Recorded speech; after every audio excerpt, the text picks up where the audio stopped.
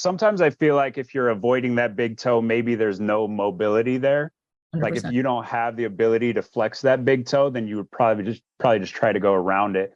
Yep. Any advice? Because I know that's a big thing, is having enough mobility in that big toe. Any quick advice on things that people could do? One, rule out that there's any arthritis. So I always look to see that there's nothing structural. And I just worked with a athlete. He was an NBA player that was concerned over the first MPJ, or the big toe. And it was trauma related, meaning a history of trauma prior. And it was accelerated arthritis. So when you jam turf toe, jam the toe, right? Compression of the toe, you start to open Pandora's box of accelerated arthritis. And part of arthritis in the big toe and trauma in the joint is contracture. So the inflammation causes a capsular contracture, which is a tight joint, right? So for them, depending on what the x-ray looks like, just stretching it, right? You're trying to stretch and open up and create joint space. Now, a lot of Instagram will show, okay, just prop your foot against a wall or a door or something and crank it up, right? There's a really important thing that your first metatarsal, which is the long bone, does when you lift your big toe or you extend your big toe, is that the metatarsal has to drop. So if you are going to crank your toe up against anything, a door frame or anything, I know there's toe pros and all this stuff, you need to make sure that you are allowing or forcing the first metatarsal to drop.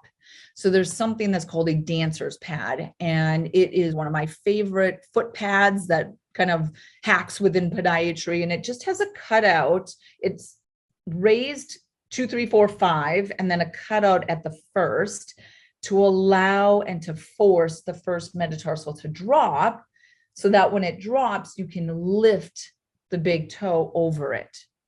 So that would be that is the biggest trick for anyone listening, is if you're going to prop your foot up and do that, make sure that you're allowing that first met head to drop. Make sure that it's actually not structural and kind of accelerated traumatic arthritis, and that you just have so much spurring and, capsular contracture. You can't stretch that away. That is surgery. Yeah. Yeah. What do you say that was? A dancer's pad.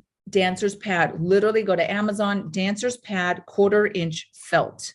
1/4-inch felt, dancer's pad. Any other material, don't waste your time, get felt. 1/4-inch.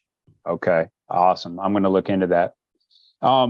Any advice for a basketball player or any athlete who is really trying to develop the Achilles tendon, develop the spring from the lower leg? Because this is what all of us are obsessed over, is how do we get more spring? How do we get more elasticity?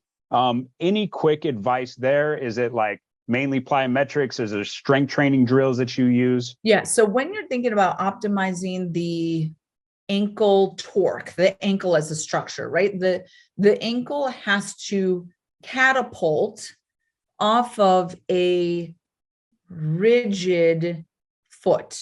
And I'm saying rigid, meaning in a moment in time. It's not structurally rigid, but you are using your intrinsic muscles isometrically to stiffen and stabilize your foot so that you can optimize the catapult effect of the Achilles tendon. So when I teach foot training, intrinsic foot exercises, they are all isometrically based.